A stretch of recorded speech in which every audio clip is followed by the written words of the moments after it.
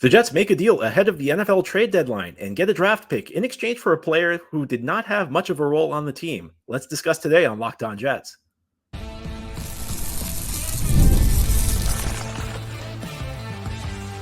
You are Locked On Jets, your daily New York Jets podcast. Part of the Locked On Podcast Network, your team every day. Welcome. This is the Locked On Jets podcast, part of the Locked On Podcast Network, your team every day. It's Wednesday, November 6th, 2024, and I'm your host, John B. from GangGreenNation.com. Thanking you so much for making the show your first listener, first watch every day. Big shout out to you everydayers. This is a daily podcast covering the New York Jets with new episodes each day through the week, Monday through Friday. And today's episode is brought to you by PrizePicks. Go to prizepicks.com/LockedOnNFL and use code all lowercase LockedOnNFL to win $50 instantly when you play $5. Today we have our weekly mailbag show. Each Wednesday we try to do a mailbag with listener questions. But before we get to that, the Jets did make a trade in advance of the NFL's trade deadline, which came at 4 o'clock Eastern on Tuesday afternoon. It feels more and more through the years like the trade deadline has picked up steam. It used to not be that big of a deal, especially compared with the NBA's trade deadline and baseball's trade deadline. But it feels like each year there are a few more trades made. And the New York Jets did make a deal, and it was not necessarily a sign that the team was a seller at the trade deadline. Now, I felt like the Jets should have just been sellers. I think they should have given up all the guys that aren't going to be back here next year and try and get picks for all of them. But they did give up a player in exchange for a draft pick. This was not. I don't think this was a move that indicated the Jets were selling. I think it's a move that indicated that they just did not really have a place for this player. And that player, of course, was Mike Williams, who goes to the Pittsburgh Steelers in exchange for a 5th-round pick. And ever since the Jets made the Davante Adams trade, there have been rumors about Williams potentially being on the way out. It certainly felt like the Adams deal was done with the idea Adams was taking Williams' spot. Williams became the odd man out in that situation. And somebody was going to have to go, and that guy is Mike Williams. And the Jets made the Davante Adams trade the week they played the Pittsburgh Steelers, and the Steelers were one of the teams that were most rumored to be in the market for Williams. But of course, the teams did not discuss it that way because the Jets did not want to trade Williams to the team they were playing. But obviously, the team stayed in touch, and the Jets sent Williams to Pittsburgh for a 5th-round pick. Now, look, I know a 5th-round pick is not very exciting. I know nobody's going to get that pumped about it. And the odds of any 5th-round pick hitting are very low. But as we discuss frequently on this podcast, it's not about the odds of hitting on any individual pick. It's about the need to get low-cost young players to build a roster, because the NFL is a league with a salary cap. So that means that some of the players who produce for you, they have to be low-cost guys. You need to find quality players, and the draft is where you find them. And especially those round 3 to 5 window, that's the point where you have to hit on guys. It's really hard because not many of the guys who are drafted in that range do hit. So the way you hit on them is you build in a margin for error. You give yourself as many chances as possible to find a good player. You stockpile picks. It's something the Jets have not done effectively enough. If you want to know, one of the Jets' issues drafting through the years is that they don't value picks enough, and that's been true from general manager to general manager. It was true of Joe Douglas. It's true of Joe Douglas. It was true of Mike McCagnon. It was true of Mike Tannenbaum. I think John Idzik did a little bit better during his brief tenure with the Jets. He did stockpile 12 picks in 2014. He just didn't hit on many of them. But it's one of those things that's good for the Jets. Now, what's not good for the Jets is this signing clearly did not work out. Williams was brought in to be a high-end number 2 receiver. And look, I think if we're going to be honest, 95% of us thought this was a good signing when the Jets made it. Because there was that guy that sent the breakfast sandwich to Florham Park to try and seal the deal when Williams was on his free agent visit. I don't know if you didn't see it. It was pretty funny. There was a fan who posted on social media that he sent a breakfast sandwich to the team facility at Florham Park, and as Williams agreed to terms with the deal during his visit, they showed a picture of Williams with the breakfast sandwich. That may have been the high point of Mike Williams' Jets tenure. He really did not fit in with the team at all. He did not fit in with the offense well at all. Of course, the one specific incident most people will remember was the quote-unquote red line interception on Monday Night Football, and the Jets lost to the Bills. Aaron Rodgers throws a terrible interception late in the game and blames Mike Williams for it because they said Williams ran the wrong route. Now, I think it's fair to say Williams ran a poor route. I think he allowed himself to get too drawn to the inside of the field when he needed to be on the outside, but it was a very poor throw by Rodgers. But the day after that, the day the Jets traded for Davante Adams. And it felt like maybe it was just a coincidence. It did not feel like a coincidence, though. It felt like Aaron Rodgers and Mike Williams never really developed chemistry. There was that one play in Tennessee in the fourth quarter on the game-winning drive, second and 16, where Rodgers threw a great back shoulder pass to Williams and moved the chains in a situation where the Jets were behind the sticks. But it just did not mesh between the two of them. And I think part of it is Rodgers' play style is different now. I think, maybe in Rodgers' Green Bay days, where he was more apt to try and throw the ball down the field more frequently, maybe the two would have been a better fit then.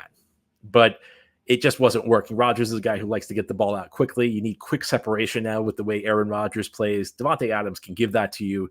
Mike Williams really cannot. Now, I think one thing that is interesting about the timing of this is the fact Allen Lazard is on IR. So, there may have been a thought process that maybe we keep Williams after the deadline just as insurance, because you say what you will about Williams, and he's obviously not producing at the level he did during his time with the Chargers, but he is a pretty good number 4 receiver to have. But the Jets apparently decided to go in a different direction.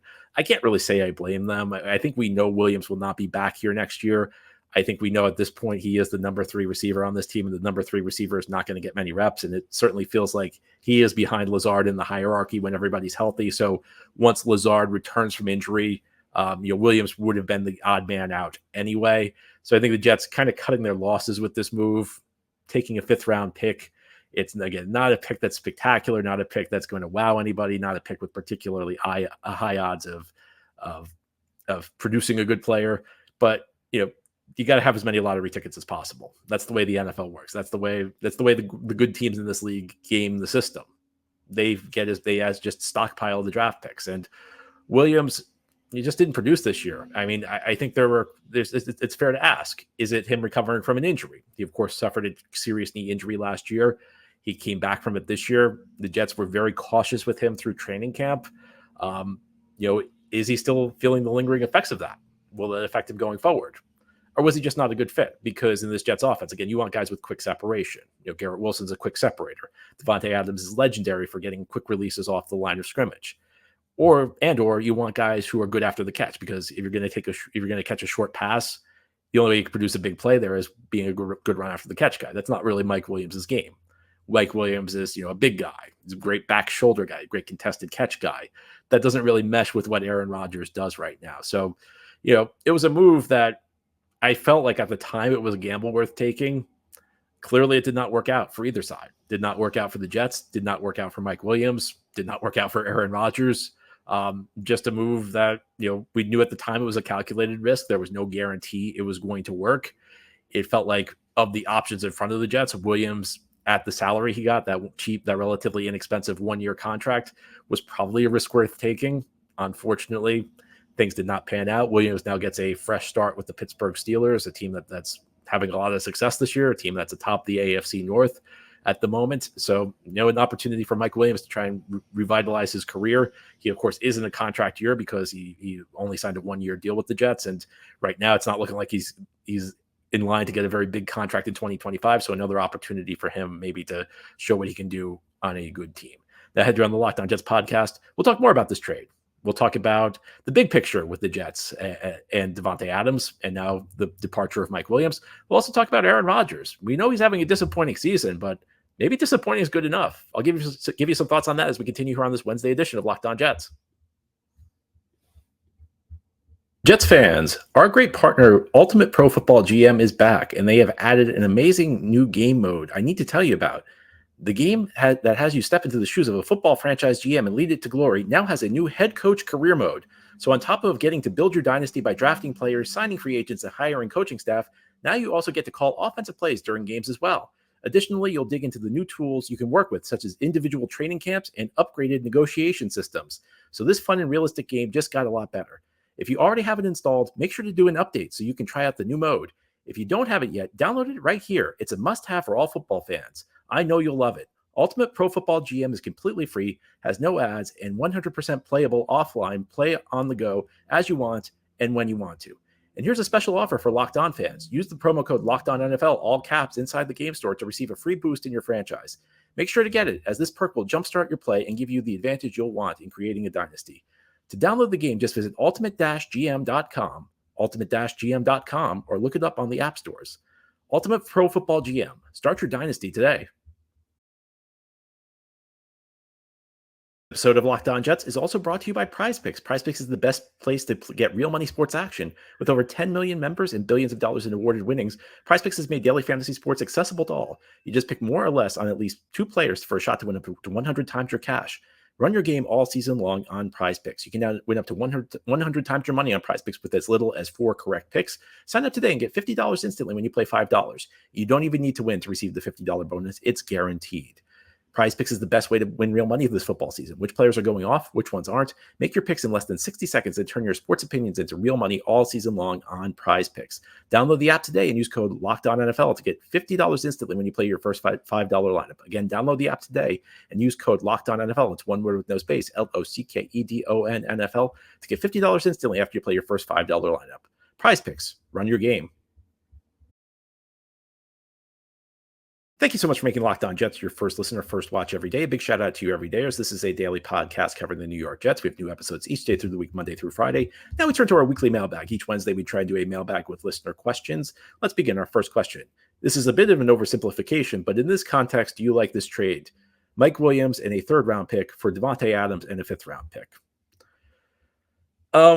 No, I don't. I still don't like the Adams trade. I don't like giving up a 3rd round pick for Adams. I think part of it is that the Jets were 2-4 when they made the trade, and that to me is like the biggest problem with the deal is that they gave up a 3rd round pick when they were 2-4, and 2-4 is that's just not the time you should be buying. And I would have rather had Mike Williams, even if it's no 5th round pick. I know Mike Williams did not work out here, and I know that's not going to go down as a successful signing. But at the end of the day, I just don't think this was a particularly good deal for the Jets. And I think the two are not necessarily related. If the season was going down, you could have traded Williams for a 5th round pick anyway. It did not require you to give up a 3 for Davante Adams. So I don't like the trade any better. I understand the argument that's being made, but I think there are some instances where like that does come into play where you can say, you kind of swap 2 guys and it kind of works like a combined trade, but I don't know. I just don't think that this is one of those situations because I don't think there was any reason the Jets needed to make that deal for Adams. And for me, the issue with the Adams is just like the deal I think is just so low upside because, look, he just had a great game against Houston, but at the end of the day, this team is 3-6. What's that really getting you? And I don't think he's coming back next year. And if he is, he's probably coming back at a price that's too high. So not really. I think in this case, the two are not particularly related. Next question, John. I think we can all agree that Aaron Rodgers is washed up, but am I wrong to think that I can make an argument that a washed up Aaron Rodgers is probably having the best Jets quarterback season since 2002 Pennington? Do you agree? And what would your reaction be if he returns next year? I don't know that he's having the best season since 02 Pennington because I think there were a couple other good Pennington seasons in there. I think you could also make a case for Ryan Fitzpatrick 2015, but I do think that when we're talking about Jets quarterback seasons of the 21st century, the current Rodgers season is on the upper echelon. And that says as much about the competition as it does about the way Rodgers is playing, because as you mentioned, Rodgers is not having a great season by any stretch of the imagination. But what Rodgers is at least, a competent quarterback. He's a guy who, and this is true of veterans more than it's true of young players, he knows where the ball needs to go. You see frequently, and you've seen it through the years with these young Jets quarterbacks, whether it's Zach or Sam or Gino or Mark, a team throws an exotic look at them and they don't know where to go with the football. That's never going to be an issue with Aaron Rodgers. Aaron Rodgers can decipher blitzes. Aaron Rodgers can figure out complex coverage schemes. He knows where he needs to get the football. The issues with Aaron Rodgers right now, number one, and it's become a big issue, especially since he's been banged up, mobility. His mobility was not great in the early part of the season. I was always kind of struck by the announcers in these games talking about how mobile Rodgers looked. Now, there were moments where he was kind of slippery, shaking tacklers. There were also moments where he could get to the soft spot in the zone. When I say he's immobile, that doesn't mean he physically is unable to move. He can move a little bit. But his mobility is struggling, and I think he has struggled to adapt his game because he was always a guy who really leaned on his mobility. Maybe he wasn't a guy you designed a lot of runs for, but he was a guy who could either break left or break right to evade pressure. And you see that this year. A lot of his sacks come when he's trying to break away from a defensive lineman. And in his younger days, when he was faster, he was able to get away from them. He was able to create separation and get where he needed to go. he doesn't really have that anymore, and his game needs to evolve. He needs to become more like a Tom Brady quarterback. Why did Tom Brady stay at the top of his craft, or at least close to the top of his craft, until he was 44? His game was built to age well. Now, part of it's also nutrition. He was also a guy who really took care of his body in a way that most athletes do not. But Brady was the master of moving within the pocket. He was not mobile in the sense that he was able to, cover wide distances very quickly, but he was always able to. He was the best there was at moving within the pocket. Finding the soft spot in the pocket where one step up here or a step to the side here, and you totally evade an oncoming pass rusher. Rodgers has not really mastered that at this point. I think Rodgers is also a little afraid of getting hit, and those two are kind of a bad combo. And I think part of the reason he's afraid of getting hits is that you've seen the injuries pile up. The last injury report prior to the Houston game, he had 3 injuries. He had a knee injury, an ankle injury, and a hamstring injury. So you see, when players get older, their bodies don't age as well. And that's clearly the case with Rodgers right now. And I have real concerns about him getting through the season. The Houston game, the second half, there were some good things, but it's felt to me that the deeper we've gotten into the season, the more Rodgers' plays decline. Now, that could turn around, and having 3 extra days after the Houston game, maybe that's what he needs. The Thursday Night Football is a double-edged sword because you have a short week, which is not good for the players. But after that, you get 3 extra days of rest. So maybe the little mini bye can help revitalize Rodgers for the stretch run. You certainly hope. Another issue with Rodgers, I just, we've talked a lot about this, and I've said over and over that I think the arm is close to being as good as it used to be. I still feel that way, but there has been some degree, I think, of arm deterioration when we talk about his arm strength. So I do think that's a little bit of an issue with Rodgers. And all these things add up to a guy who I think right now is probably a below average starting quarterback. And you look at a lot of his stats, there's some stats that look pretty good, but there are other stats that, not so great. I think he's probably a below median starting quarterback right now. But the thing is, a below median starting quarterback still has value. It's different from, say, what the Jets got from Zach Wilson the last couple of years. With Zach Wilson, like pretty much everybody else had to be perfect for the Jets to be able to win games. Now, a lot has to go right for Rodgers to be effective at this point. He's not a guy who can carry the team on his back anymore. Not close to that guy. But he's at a point where he's good enough that if you have a good offensive line, if you have good receivers around him, and if you have a good defense, you can still win a number of games with him. So this is a long way of saying, I don't know that this is the best Jets quarterback season since 2002. Rodgers has clearly got his limitations, but there's enough there that, you can have success. There's enough there that you can win games with him. I think that this is one of the things we talked about before the start of the season, that, no matter what, Rodgers was going to be an upgrade over what the Jets had. And he has proven to be, even though he is, I think, it's fair to say he has fallen well short of our goals for him. Now, here on the Locked On Jets podcast, we will turn our attention to the Jets' run defense. Are the Jets maybe a little underrated against the run? That's an interesting thought. I'll give you my thoughts on that as we continue here on this Wednesday mailbag edition of Locked On Jets.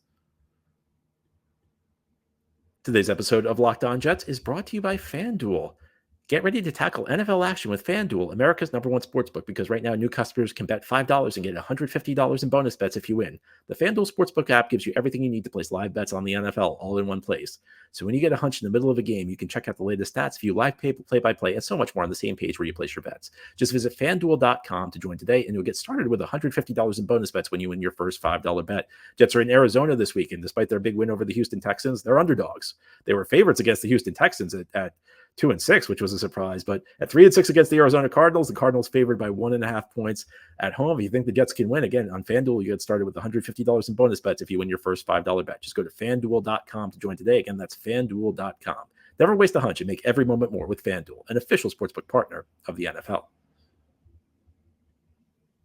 This is the Locked On Jets podcast. On this Wednesday, we're having our weekly mailbag show.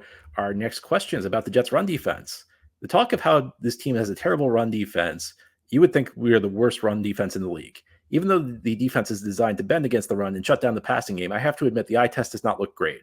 However, when I looked at the numbers, the Jets are tied for 10th best, giving up only 4.1 yards per carry. Is there a chance critics are going overboard with how bad this run defense actually is? Maybe a little, but I don't think this has been a good run defense. And I've said this about the entire Jets defense. I think the stats are deceiving on this unit. And over the last 3 years, in 2022 and 2023, there were a lot of critics of the Jets defense. There are a lot of people who were calling the Jets defense overrated. I did not agree with them. I thought the Jets had an excellent defense, top of the line defense in the NFL. I do not think that's the case this year. I think that this defense has not been great. And, you think about, they couldn't stop Jacoby Brissett twice in the fourth quarter, a backup quarterback, from generating game-winning drives against them. The week 1 performance against San Francisco, the game against Denver, where the Broncos couldn't move the ball. The Jets defense couldn't get the stops they needed in the second half. And what I would say is that there have been stretches where the Jets have shut down the run, but they have been very, very inconsistent against the run. And there have been whole halves where they've really struggled. There were whole games where the Jets struggled, such as the week 1 game against San Francisco. But week 2 against Tennessee, they got off to a very bad start against the run in that game. The game against Minnesota in London, the first half, Aaron Jones ran all over them before he got injured. That was week 5. Week 4 against Denver, the second half, Broncos couldn't throw the ball, but they were able to run the ball effectively in the second half. And that was a big part of why they ended up getting that win. Pittsburgh, the second half against them. I mean, the Steelers, they just knew they were running. How about that drive in the fourth quarter the Steelers put together to put an exclamation point on the game, where the Jets just got run over? So the issue with the Jets run defense is that they have their moments, but when they're bad, they're horrible. And they've been horrible a lot this year. So I think that this is the type of thing that kind of transcends its statistics.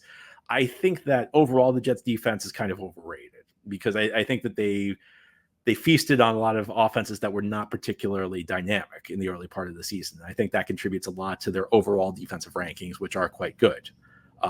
I also think that the run defense, if you look at the entirety, it's not bad, but this run defense has cost them games. This run defense has cost them multiple games. It's been a huge component as to why this team is 3-6. So, I think I got to go beyond the rankings for that one. And look, this comes as somebody who's been a defender of the Jets defense the last couple of years, particularly the run defense. A lot of people have criticized the Jets run defense over the last couple of years, but I think the run defense was fine. I think this run defense is not good enough. And that's a big part of why the Jets are 3-6 right now. Our last question, John, many coaches talk about the importance of delegating their coordinator responsibilities. Ulbrich has chosen to keep those responsibilities. Do you think he should give those up and focus more on head coaching responsibilities?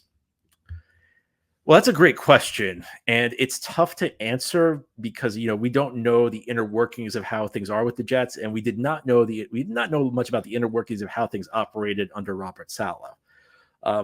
I think the challenge, and this is one of the things that Woody Johnson never thinks about when he makes a move.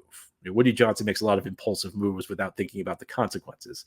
I think that there are one of two ways the Jets defense functioned under Robert Salah. Either he had a big say in the defense, or he delegated most of it to Ulbrich.